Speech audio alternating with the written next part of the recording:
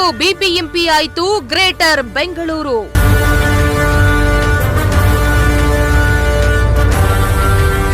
ಈಡೇರಿತು DCM DK Shivakumar ಆಸೆ.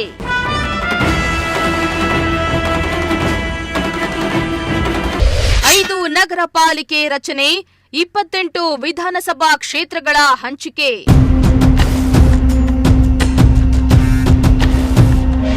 ಕಾಂಗ್ರೆಸ್ ಸರ್ಕಾರ ಬಂದ ಮೇಲೆ ಡಿಸಿಎಂ ಡಿಕೆ ಶಿವಕುಮಾರ್ ಅವರು ಬೆಂಗಳೂರು ಜಿಲ್ಲಾ ಉಸ್ತುವಾರಿ ಜವಾಬ್ದಾರಿಯನ್ನ ವಹಿಸಿಕೊಂಡ್ರು.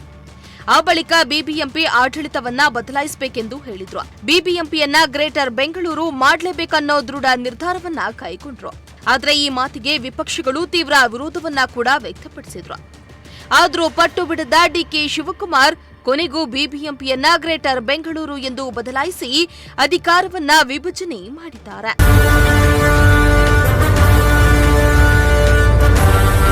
ಹೌದು, ಇಂದಿನಿಂದ ಗ್ರೇಟರ್ ಬೆಂಗಳೂರು ಪ್ರಾಧಿಕಾರ ಜಾರಿಯಾಗಿದೆ. ಬೆಂಗಳೂರಿನ ಆಡಳಿತ ಹೊಣೆ ಹೊತ್ತಿದ್ದ ಬಿಬಿಎಂಪಿ ಇಂದಿನಿಂದ ಕಣ್ಮರೆಯಾಗ್ತಾ ಇದ್ದು, ದಶಕಗಳಿಂದ ಬೆಂಗಳೂರಿನ ಆಡಳಿತ ನೋಡಬೇಕಿದ್ದ ಬಿಬಿಎಂಪಿ ಈಗ ಗ್ರೇಟರ್ ಬೆಂಗಳೂರು ಅಥಾರಿಟಿಯಾಗಿದೆ. ಅಲ್ಲದೆ ಬಿಬಿಎಂಪಿಯ ಕೇಂದ್ರ ಕಚೇರಿ ಇನ್ಮುಂದೆ ಜಿಬಿಎ ಆಗಿ ಬದಲಾಗಲಿದ್ದು, ಗ್ರೇಟರ್ ಬೆಂಗಳೂರು ಪ್ರಾಧಿಕಾರದ ಅಧ್ಯಕ್ಷರಾಗಿ ಸಿಎಂ ಸಿದ್ದರಾಮಯ್ಯ ಹಾಗೂ ಉಪಾಧ್ಯಕ್ಷರಾಗಿ ಡಿಸಿಎಂ ಡಿಕೆ ಶಿವಕುಮಾರ್ ಇರಲಿದ್ದಾರೆ. ಇನ್ನು 5 ನಗರ ಪಾಲಿಕೆಯನ್ನ ರಚನೆ ಮಾಡಲಾಗಿದೆ. ಅಲ್ಲದೆ ಪಾಲಿಕೆಗಳಿಗೆ ಬೆಂಗಳೂರಿನ 28 ವಿಧಾನಸಭಾ ಕ್ಷೇತ್ರಗಳನ್ನು ಹಂಚಿಕೆ ಮಾಡಿ ಸರ್ಕಾರ ಆದೇಶ ಮಾಡಿದೆ. ಈ ಮೂಲಕ ಬಿಬಿಎಂಪಿ ಇತಿಹಾಸದ ಪುಟ ಸೇರಿದೆ.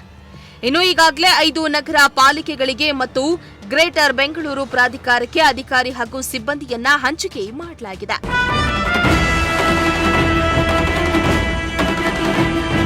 ಇತ್ತ ಬಿಬಿಎಂಪಿ ಬದಲು ಗ್ರೇಟರ್ ಬೆಂಗಳೂರು ಅಥಾರಿಟಿ ಜಾರಿಯಾಗಿತ್ತು.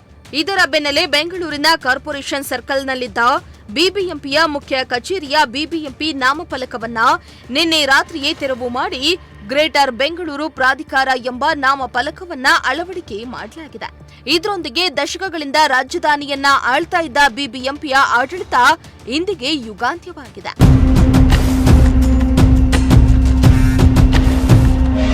ಇನ್ನು ಕಾಂಗ್ರೆಸ್ ಸರ್ಕಾರವು 2023ರಲ್ಲಿ ಗ್ರೇಟರ್ ಬೆಂಗಳೂರು ಮಾಡುವ ನಿಟ್ಟಿನಲ್ಲಿ ನಿವೃತ್ತ ಮುಖ್ಯ ಕಾರ್ಯದರ್ಶಿ ಬಿಎಸ್ ಪಾಟೀಲ್ ಅಧ್ಯಕ್ಷತೆಯಲ್ಲಿ ಬ್ರ್ಯಾಂಡ್ ಬೆಂಗಳೂರು ಸಮಿತಿಯನ್ನ ರಚಿಸಿತ್ತು.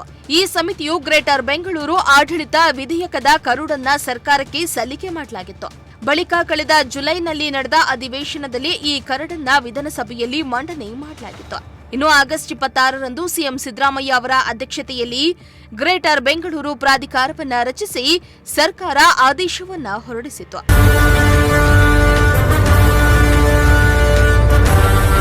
ಒಟ್ನಲ್ಲಿ ಬೆಂಗಳೂರು ಆಡಳಿತ ವ್ಯವಸ್ಥೆಯನ್ನ ಸರಿಪಡಿಸುವ ಸಲುವಾಗಿ ಸರ್ಕಾರ ಹೆಜ್ಜೆಯನ್ನಿಟ್ಟಿದ್ದು, ನಗರದ ಅಭಿವೃದ್ಧಿ ಹಾಗೂ ಆಡಳಿತವನ್ನ ಉತ್ತಮಪಡಿಸಲು ಗ್ರೇಟರ್ ಬೆಂಗಳೂರು ಮುಂದಾಗಲಿದೆ. ಅತ್ತ ವಾರ್ಡ್ ಸಮಿತಿಗಳ ಮೂಲಕ ಜನರನ್ನ ಆಡಳಿತದಲ್ಲಿ ಪಾಲ್ಗೊಳ್ಳುವಂತೆ ಮಾಡಲಿದೆ ಎಂದು ಹೇಳಲಾಗ್ತಾ ಇದ್ದು, ಮುಂದಿನ ದಿನಗಳಲ್ಲಿ ಬೆಂಗಳೂರು ಹೇಗೆ ಅಭಿವೃದ್ಧಿ ಆಗಲಿದೆ ಅನ್ನೋದನ್ನ ಕಾದು ನೋಡಬೇಕಾಗಿದೆ. Bureau report, Prajashakti TV, Bengaluru.